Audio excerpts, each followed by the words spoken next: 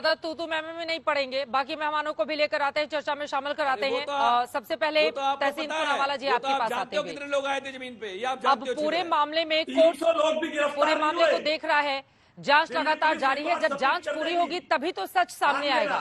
तो पहले ही जांच एजेंसियों को कटघरे में खड़ा कर दो। जांच अगर वो करें तो उन पर बार बार सवाल पूछो, तो जो सच है वो देश के सामने कौन लेकर आएगा? तहसीन पूनावाला जी, अगर इसी तरह की स्थिति बनी रहती है, शराब घोटाले मामले को लेकर दिल्ली में भी अगर अलग अलग राय देखने को मिल रही है ना, कुछ लोग स्वीकार करते हैं कि हाँ घोटाला हुआ है, कुछ लोग कहते नहीं फंसाया गया है, लेकिन सच तो सभी सामने आएगा जब इस पूरे मामले की जांच होगी। करेक्ट, आपका सवाल था सच कौन सामने लेके गया चित्रा जी? Thank you. तो जांच एजेंसियों पर ही सवाल पूछ लो। जी मैं अपनी बात रख सकता हूँ चित्रा जी? आपका सवाल जी, तो आपका जो सवाल था कि कौन सच सामने ले आएगा, आप जैसे पत्रकार, जी थैंक यू चित्रा जी, आप जैसे पत्रकार ले आएंगे जो एक्चुअली अच्छी जर्नलिज्म करते हैं और सबको मौका देते अपनी बात रखने का। एक आशीष भाई ने कहा कि हमारी बैलेंस शीट में कुछ रिफ्लेक्ट होगा, उसका मतलब थोड़ी ना हमने चोरी किया। चित्रा जी, आपके दर्शकों को मैं एक हाइपोथेटिकल सिचुएशन समझाता हूँ। मेरी बैलेंस शीट में मैं अपने बैंक से 500 रुपया 5000 रुपया निकलता हूँ, बैंक से विड्रॉ करता हूँ मेरी बैलेंस शीट में, वहां से आके मैं किसी को रिश्वत देता हूँ, क्या वो रिश्वत नहीं? क्या वो क्रिमिनल एक्टिविटी नहीं? क्योंकि या मुझे किसी ने रिश्वत दी और मैंने अपने बैंक में डाल दी और अपने बैलेंस शीट में रिफ्लेक्ट की, तो क्या वो क्रिमिनल एक्टिविटी नहीं है? ये कौन सी नई परिभाषा आईपीसी की लिखी जा रही है कि क्योंकि आपको पैसे बैलेंस शीट में रिफ्लेक्ट होते हैं, ब्राइब का पैसा नहीं, ब्राइब का पैसा अक्सर वाइट के पैसे से दिया जाता है। दूसरी बात, जो आपके प्रवक्ता ने कहा और उनके विधायक ने कुलदीप जी ने कहा बिल्कुल सही है। एक पी शरद चंद्र रेड्डी की चिट्ठी, पी शरद चंद्र रेड्डी 3 बार कहते हैं मैं माननीय मुख्यमंत्री को पहचानता ही नहीं, 3 उनका बयान आता है। उसके बाद एक जादू हो जाता है, 10 नवंबर को अरेस्ट हो जाते हैं। अरेस्ट होने के बाद और जादू हो जाता है, 15 नवंबर को भाजपा को 5 करोड़ देते। 5 करोड़ देने के बाद ईडी और एक चीज करती, ईडी उनको अक्यूज से अप्रूवर बना देती। चित्रा जी, पहला सवाल, भैया अगर ईडी ने कहा कि ये मनी लॉन्ड्रर है तो मनी लॉन्ड्रर से भाजपा पैसे क्यों ले रही थी? पैसे लेने के बाद ये अप्रूवर कैसे बन जाता है? अप्रूवर बनने के बाद भाजपा को दूसरे 45 करोड़ रुपए मिलते हैं। दूसरा, जो दूसरा व्यक्ति है राघव भाई 6 बार कहते हैं मैं मुख्यमंत्री को पहचानता ही नहीं हूं, मेरा उनसे कोई लेना देना नहीं। वो चिट्ठी को ईडी कोर्ट में नहीं लाती, उनके पिताजी को अरेस्ट करती, पिताजी को टॉर्चर करती। उसके बाद 7वीं चिट्ठी में कहता है क्या मैं मुख्यमंत्री को पहचानता हूं तो मुख्यमंत्री को आप अरेस्ट करते हो।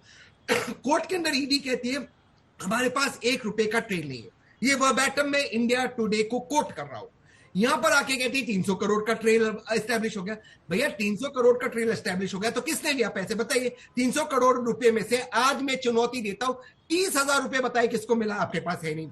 वहां पे राजू जी कहते हैं कोर्ट के अंदर नहीं पैसे हमें पता है लेकिन पैसे कुछ मिल नहीं रहे इसलिए हम ढूंढ रहे, मिल नहीं रहे। तो अब मुख्यमंत्री को जब मिले तब आप बुलाकर पूछे भैया ये पैसे कहां से है? आज तक 1 रुपए का मनी ट्रेल एस्टैब्लिश नहीं हुआ। फिर लास्ट सवाल, तो मनीष सिसोदिया बाहर, मैंने आपके शो पे तब भी कहा संजय सिंह और मनीष सिसोदिया आएंगे, 1-1.25 साल लगेगा। The process is the punishment. आज से 1 साल पहले डीके शिव कुमार जेल में थे, उसके बाद सारे केसेस उन पे रद्द हुए। 1 साल व्यक्ति का बर्बाद हुआ। मैं तो उल्टा ये कहता हूं कि संजय सिंह जी को ईडी को कोर्ट ले जाना चाहिए और इस तरह के अफसरों को एक चीज ईडी अगर आज तक देख रही याद रखना चाहिए, उनकी वफादारी देश के संविधान की तरफ है, ना कि किसी पॉलिटिकल पार्टी की तरफ, चाहे वो कांग्रेस हो, बीजेपी हो, आप हो। ये यंग अफसर है, अच्छे अफसर है, आईपीएस IRS है। इस तरह की हरकतें को शोभा नहीं देती। आशीष जी जल्दी से आप जवाब दे दीजिए, उसके बाद आशुतोष जी और विशाल मिश्रा जी मैं आ रही हूं आपके पास। ठीक है सर। तहसीन भाई कह रहे हैं कि आपके प्रवक्ता ठीक कह रहे हैं।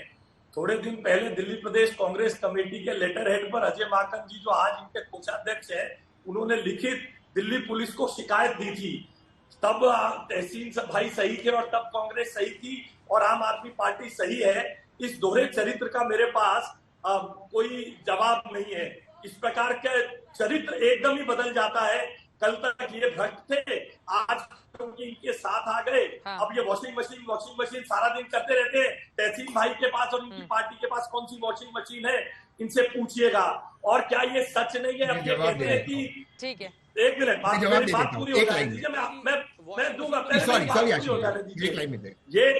ये जिस शरद चंद्र रेड्डी के केसेस की बात कर रहे हैं, कंपनी की बात कर रहे हैं के कविता के साथ, क्या ये सच नहीं है? उसमें से 65% हिस्सा संजय सिंह के कहने के मुताबिक ही महिंद्रा इंडो स्पिरिट्स को दिलवाया गया था। क्या ये सच नहीं है? ये तो इस प्रकार की बातें कर रहे हैं। अरे साहब, मैं इसका जवाब दे देता हूं, इसका भी जवाब दे देता हूं। सुनिए, जवाब दीजिएगा ना, अपनी बारी पर दीजिएगा, आने दीजिए। और संजय सिंह के का जो कर्मचारी सर्वेश, जिसको वो कहते थे गांव से लेकर आया हूं, मेरे यहाँ अस्पताल का काम करता है, और वो उस कंपनी में 20% का हिस्सेदार हो जाता है, उसके कॉल डिटेल रिकॉर्ड और दिनेश अरोड़ा के कॉल डिटेल रिकॉर्ड एक लाइन में जवाब दे देते हैं, ये सब इनको ठीक नहीं लगेगा, क्योंकि ये दोनों ही तरफ से पॉलिटिकल पार्टियों की ओर से बार बार कुछ लोगों के नाम लेकर एक दूसरे पर आरोप लगाए जा रहे हैं, लेकिन जब तक सही तरीके से जांच नहीं होगी सच सामने कैसे आएगा, ये बड़ा सवाल। आशुतोष जी, मैं फौरन आ रही हूँ, विशाल जी भी बहुत देर से जुड़े हुए, लेकिन इसके पहले मल्लिकार्जुन खड़गे, कांग्रेस पार्टी के अध्यक्ष की ओर से चुनाव के किस तरह से बीजेपी पर हमला किया गया है और भ्रष्टाचार के मुद्दे को लेकर प्रधानमंत्री नरेंद्र मोदी इंडिया गठबंधन को कैसे घेर रहे हैं, दोनों नेताओं को सुन लेते हैं, उसके बाद चर्चा में आगे बढ़ेंगे। आज क्या हो रहा है, विपक्षी नेताओं को जेल में बंद किया जा रहा है। चुनाव में सबको समान अवसर नहीं है और कई मुकदमे एक के ऊपर एक, छोटी छोटी, और हमारे पार्टी के ऊपर इतना बड़ा जुल्म किया और इतने हमारे को पेनल्टीज डाले, 3,567 करोड़ रुपए का हमारे ऊपर उन्होंने पेनल्टी डाली। क्या ये लेवल प्लेइंग ग्राउंड है? मैं कहता हूं भ्रष्टाचार हटाओ, तो वो कहते हैं भ्रष्टाचारी बचाओ। अब मुझे बताइए, भ्रष्टाचार हटना चाहिए कि नहीं हटना चाहिए? देश को भ्रष्टाचार से मुक्त करना चाहिए कि नहीं करना चाहिए? आपने देखा होगा इस समय घमंडिया गठबंधन के लोग चुनाव की रैलियां नहीं कर रहे हैं, भ्रष्टाचारियों को बचाने की रैली कर रहे हैं। प्रधानमंत्री नरेंद्र मोदी को आप सुन रहे थे। आशुतोष जी, सीधे आपके पास आते हुए प्रधानमंत्री आक्रामक होते हुए कहते हैं कि इंडिया गठबंधन के लोग चुनावी रैली में नहीं व्यस्त हैं, बल्कि वो व्यस्त हैं भ्रष्टाचारियों को बचाने के लिए। इस पर क्या है जवाब आपका? आक्रामक तरीके से भ्रष्टाचार के मुद्दे को जनता के बीच लेकर जा रही है बीजेपी। चित्रा, बड़ी विडंबना है। प्रधानमंत्री जी कह रहे हैं भ्रष्टाचार हटाओ, भ्रष्टाचारियों को बचाओ। अब ये जो भ्रष्टाचारियों को बचा कौन रहा है? जो भी आदमी, चाहे अशोक चौहान हो, प्रफुल्ल पटेल हो, जो सारे लोग भाजपा में आ जाते हैं वो बच जाते हैं। तो प्रधानमंत्री जी खुद अपने आप को ही कॉन्ट्राडिक्ट कर रहे हैं। ये अद्भुत। देखिए, आशीष सूद भी हंस रहे हैं। मेरी बातों को सुन के आशीष सूद की भी हंसी आ रही है कि प्रधानमंत्री जी के भाषण में कुछ भारतीय जनता पार्टी के प्रवक्ता कोई जो है यकीन नहीं है। तो ये जो अजीबोगरीब स्थिति पैदा हो गई पिछले दिनों, जिस तरीके से इंडियन एक्सप्रेस ने जो रिपोर्ट, आशीष जी आप तो बड़े सभ्य आदमी है, थोड़ा बोलने दीजिए मुझे। पिछले दिनों इंडियन एक्सप्रेस ने रिपोर्ट निकाली, 25 लोगों के खिलाफ केस, 23 के खिलाफ 3 में तो बंद हो गया और 23 के खिलाफ जो है वो मामला शिथिल कर दिया गया। तो भ्रष्टाचारियों को बचा कौन रहा है, ये तो प्रधानमंत्री जी के अपने भाषण से ही स्पष्ट हो गया, इसमें कोई दो राय है ही नहीं अभी। और इसीलिए आशीष सूद जी हंस रहे थे। मुझे बड़ा अच्छा लगा जब उसे कम से कम थोड़ी ईमानदारी दिखाई। क्यों हंस रहा था? रुक जाइए, अरे रुक जाइए महाराज, जरा आप अरे रुक जाइए, गलत तरफ मत अरे बोलिए। रुक जाइए, मैं इसलिए हंस रहा था, ये लोग जब आपकी पसंद की पार्टी में रहते हैं तो आपको बड़े अच्छे शब्द लगते हैं, ये बड़े अच्छे लगते हैं। बीजेपी में आते ही भ्रष्ट लगने लग जाते हैं आपको। कमाल की बात है। ये आपकी पसंद की पार्टी में होते हैं तो बहुत मास लीडर होते हैं, तब बीजेपी इनको विक्टिमाइज करती है। बीजेपी में आते हैं तो भ्रष्ट हो जाते हैं। चित्रा जी देखिए, आशीष, मेरी बात पर आशीष जी को सतत स्वाभाविक आशुतोष जी को बोल लेने देते हैं, बोलिए। तो सतत स्वाभाविक हंसी आ गई, फिर उनका रियलाइज उनसे गलती हो गई, ये पॉलिटिकल मिस्टेक उनसे हो गया, फिर उन्होंने अपना सेंटेंस में ये कहा था जी। कोई चिंता नहीं, मैं अपनी बात को कह लेता हूं। महत्वपूर्ण सवाल क्या है? महत्वपूर्ण सवाल ये, किसी के ऊपर आरोप लगाइए, उसके बाद उसको जेल में डाल दीजिए और पीएमएलए कानून के तहत उसको बंद कर दीजिए। पीएमएलए कानून के तहत आदमी को वैसे भी बेल नहीं मिलने वाली। यह बड़ा ऐतिहासिक मामला है, क्योंकि जिस तरीके से संजय सिंह के मामले में सुप्रीम कोर्ट ने एनफोर्समेंट डायरेक्टरेट की लाज बचाई है। सुप्रीम कोर्ट ने वर्चुअली कह दिया था कि हम इनको बेल दे रहे हैं।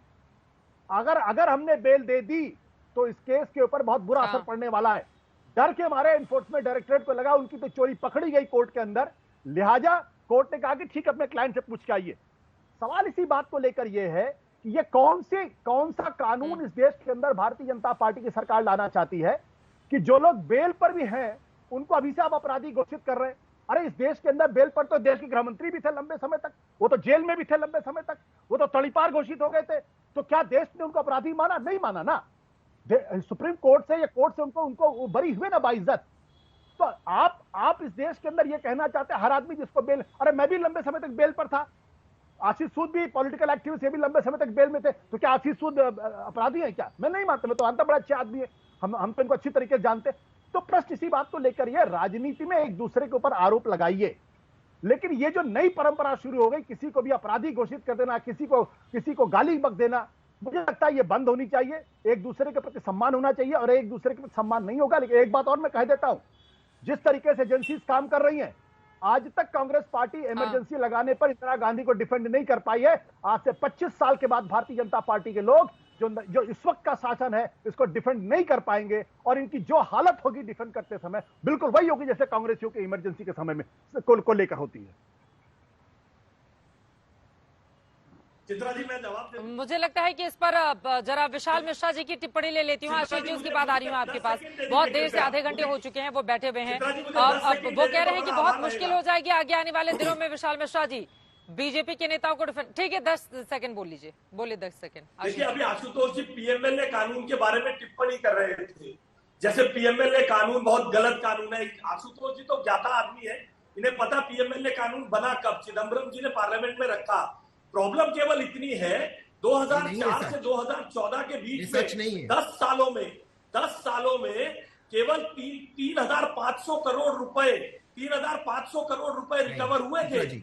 आज उस कानून की इंप्लीमेंटेशन से 3500 से ज्यादा केस में 1,10,000 करोड़ रुपए रिकवर हुए हैं, जो गरीब जनता की सड़क का, उसके पुल का, उसकी नाली का, उसके एयरपोर्ट का, उसके रेलवे ब्रिज का, उसके रेलवे के बेहतरी का था।